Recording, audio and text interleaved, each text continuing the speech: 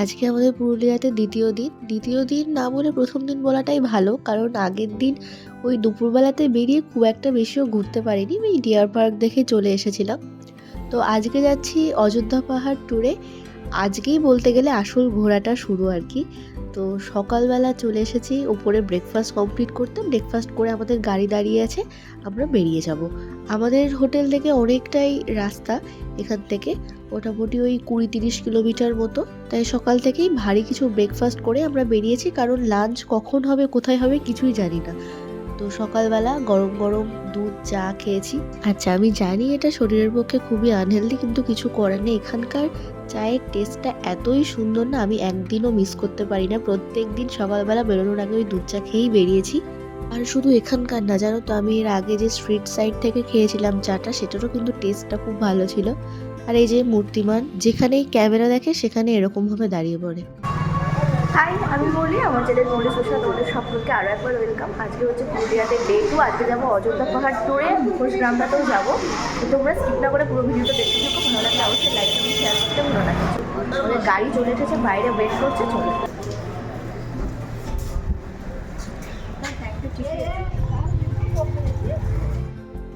মুখোশ গ্রামটাকে নিয়ে না আমার খুব বেশি একটা ইন্টারেস্ট রয়েছে, কারণ আমাদের যে হোটেলে আমরা রয়েছে সেখানে এন্ট্রান্সে একটা সুন্দর মূর্তি টাঙানো রয়েছে আর কি। তো আমার ইচ্ছা ছিল মুখোশ গ্রাম থেকে গিয়ে ওরকমই একটা সেম টু সেম আনার। আর আমার বরাবরই একটা ইচ্ছা থাকে যে আমি যেখানে ঘুরতে যাই সেখানকার যে ইউনিক জিনিসগুলো সেগুলো কালেক্ট করা। আমি এর আগেও যখন দার্জিলিংয়ে গিয়েছিলাম সেখান থেকেও এনেছিলাম, তো এবারও ইচ্ছা আছে এটা নিয়ে যাওয়ার। তো সকাল সকাল আমরা বেরিয়ে পড়েছি। এখন এখান থেকে মোটামুটি ওই 1.5 ঘন্টা মতো টাইম লাগবেই। আর আজ সকাল থেকেই শীতটা ভালোই পড়েছে, আর চারিদিক একদম কুয়াশায় ঢাকা। আমাদের বেরোনোর টাইম ছিল ওই 8টা নাগাদ, কিন্তু বরাবরই ওই লেটই হয়েছিল। আমরা যখন বেরোই তখন বাজে ওই 8:30 কি 9টা মতো। আর আমার ভয়েসটা একটু ম্যানেজ করে নিও, কারণ পুরুলিয়া থেকে বেরিয়ে এসে প্রচণ্ড ঠান্ডা লেগেছে ওয়েদার চেঞ্জের জন্য। আমি ভেবেছিলাম একবারই ডাইরেক্ট ভয়েস ওভার দেবো, কিন্তু সেটা আর হয়ে ওঠেনি, তাই পরে আবার ডাবল করে আমাকে ভয়েস ওভার দিতে হচ্ছে। আচ্ছা, আমরা প্রায় পৌঁছে গেছি। আর যেহেতু একটু একটু করে আমরা ওপরের দিকে উঠছি, তাই ঠান্ডাটাও আস্তে আস্তে বাড়তে থাকছে। এখন ওই 11টা 11:30টার মতো বাজে, তবুও বাইরে কিন্তু কুয়াশা একদম কমেনি। আর এই যে আমরা বলরামপুর ঢুকে গেছি। এবার এখান থেকে ওই 8 ঘন্টা মতো টাইম লাগবে পৌঁছোতে। এখানে জানো তো প্রচুর আখ চাষ হয়। আমি এখানে আখের রসও খেয়েছি, খুব মিষ্টি। আমাদের এখানকার কৃষ্ণনগরে যেরকম, তার থেকে বেশ ভালোই। এবার দেখো, যেখানে যেটা চাষ হয় সেখানে তো সেটা ভালো হবেই, তাই না? ওই যে দূরে অযোধ্যা পাহাড় দেখা যাচ্ছে, তো ওখান থেকে বুঝতে পারলাম যে আমরা প্রায় পৌঁছে গেছি। তো আমাদের প্রথম ডেস্টিনেশন হচ্ছে মার্বেল লেকে। চলো সেখানে গিয়েই তোমাদের সাথে একেবারে দেখা হচ্ছে। আচ্ছা, আর এই পাশে যে গাছগুলো দেখছো না, এর মধ্যে না কিছু কিছু গাছ রয়েছে পলাশ। আমরা যদি ওই ফেব্রুয়ারি মার্চের দিকে আসতাম তাহলে দেখতে পেতাম পুরো পলাশে ভর্তি। তো যেহেতু শীতকাল এসেছি, তাই এখন তো পলাশের সিজন না। তোমরা যারা আসবে মনে করছো তারা কিন্তু ওই টাইমটাতেই এসো। আমাদের উপায় নেই, তাই আমরা এই সময়টাতেই বেছে নিয়েছি আসার জন্য। আচ্ছা চলো, এবার গল্প করতে করতে আমরা মার্বেল লেকে পৌঁছে গিয়েছি।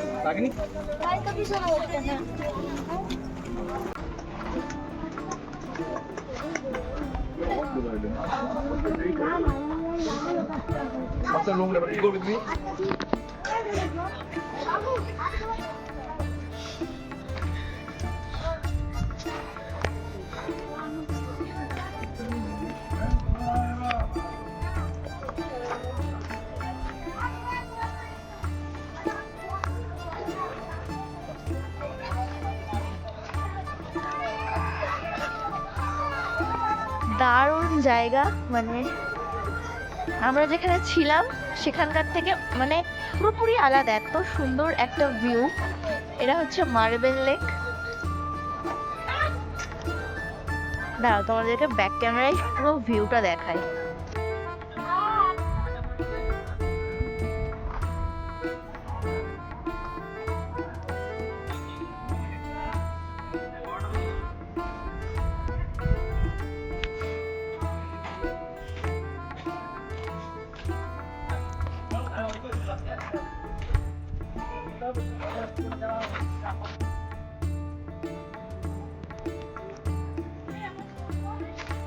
এখন আরো ওপরে উঠবো। তো এই একটা জায়গাতে অনেকক্ষণ কেটে গেছে, মানে এত সুন্দর জায়গাটা। এই যে আমার ফটোগ্রাফার, এই ক্যামেরাম্যান, চল। আমার ডিএসএলআরটা দিয়েছি ওর দায়িত্বে, এখন ফেলে না দিলেই ভালো। সাবধানে, আমার ক্যামেরার কিছু না হয়, তুই পড়লে পড়। ফটোগ্রাফার আমি, চল ক্যামেরা সামনের দিকে যাওয়া যাক আস্তে। হ্যালো গাইস,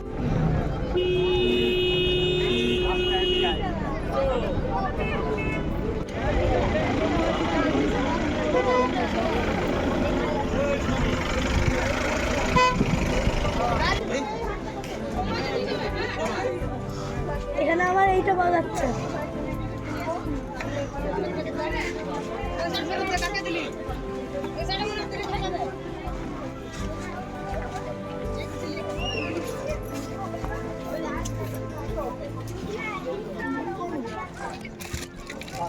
এটাই ভালো।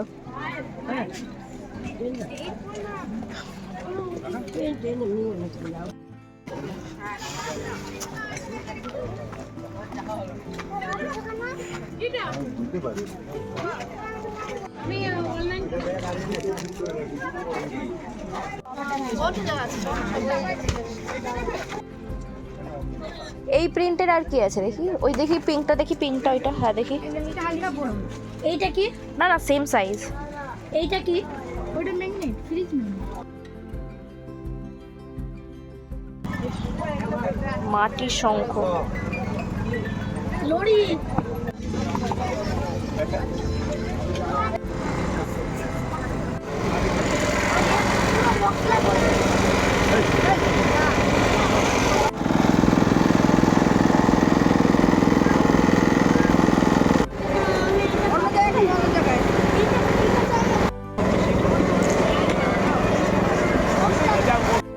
তো এখানে ঘোরা কমপ্লিট, এবার আমরা যাচ্ছি পরের ডেস্টিনেশনে।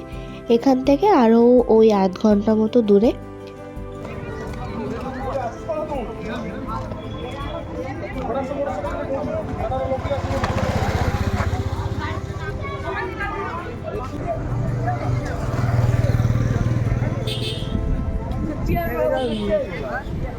এবার আমরা যাচ্ছি মামনি ওয়াটারফলসে। এটা অনেকটা নিচে নেমে তারপরে যেতে হয়, তো নিচে নামাটা সহজ হলেও ওপরে ওঠাটা খুব কষ্টকর ছিল।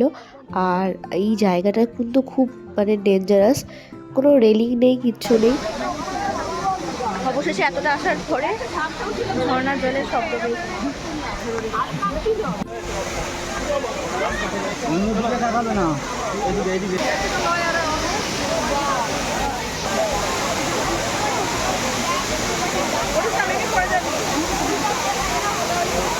ও আচ্ছা আচ্ছা, আমি উপরে হ্যাঁ।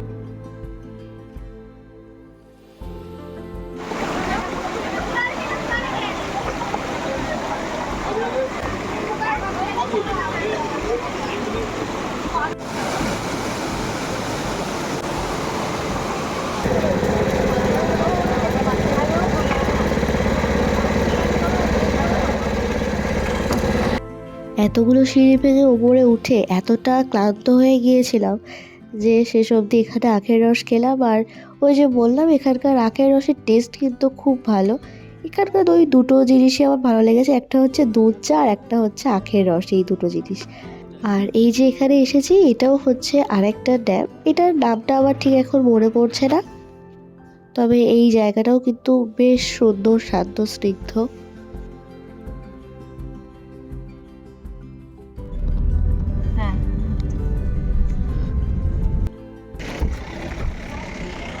এখন এসেছি মুখোশ গ্রামে, মানে যেটা চড়িদা গ্রাম সেটা। চলো তোমাদের দেখাই দোকানগুলো।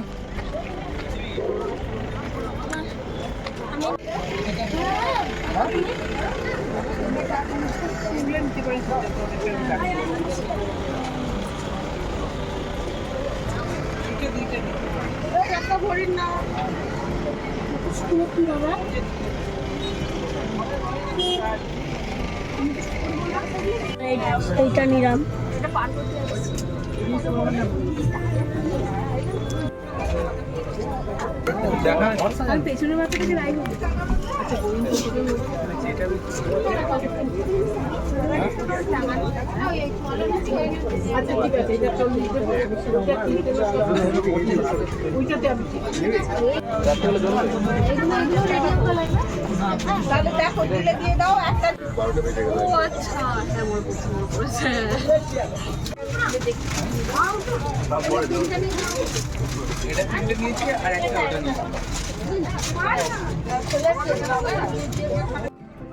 আগে থেকেই ভেবে এসেছিলাম যে এখানে এসে একটা মাস্ক অন্তত নিয়ে যাব, ওই যে হোটেলেরটা দেখে বড় লোভ হয়েছিল, তাই নিয়েও নিয়েছি। একটু দাম বেশি নিয়েছে যদিও।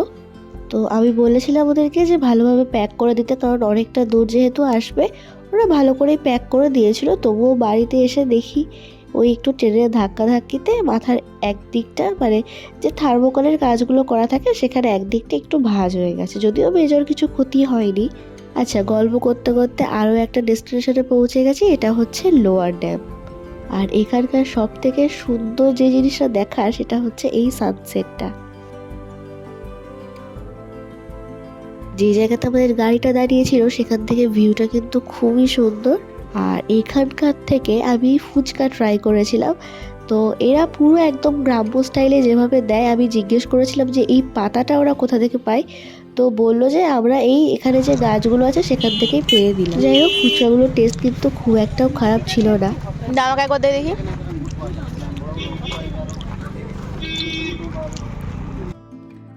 এরপরে এইটা হচ্ছে আপার ড্যাম। এটা তো দেখার কিছু নেই, রাস্তার ধারেই এরকম সুন্দর দৃশ্য।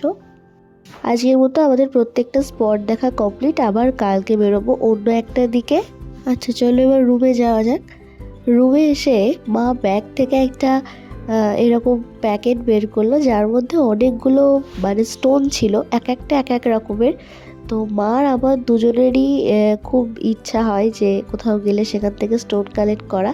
এর আগে যখন সিকিম গিয়েছিলাম সেখান থেকেও আমি নিয়ে এসেছিলাম। আজকে দেখি মা অনেকগুলোই বেশ নিয়ে এসেছে। আর ওই প্রত্যেকটাই বিভিন্ন ধরনের, এক একটা পাইরাইট ছিল, কোয়ার্টজ ছিল, আর একটা মার্বেলও ছিল। আর এই ব্ল্যাক কালারের স্টোনটা তো আমার দারুণ লেগেছে। পুরোটাই ওই অভ্রের মতো, কিন্তু পুরোটাই ব্ল্যাক কালারের। এটার নাম আমি সঠিক জানি না, তোমরা জানলে অবশ্যই জানিও। তো আজকের ভিডিওটা এইটুকু। কেমন লাগলো তোমরা সবাই অবশ্যই কমেন্ট করে আমাকে জানাতে কিন্তু একদম ভুলো না। দেখা হবে আবার পরবর্তী সুন্দর একটি ব্লগে। আজকের মতো আসি, টাটা।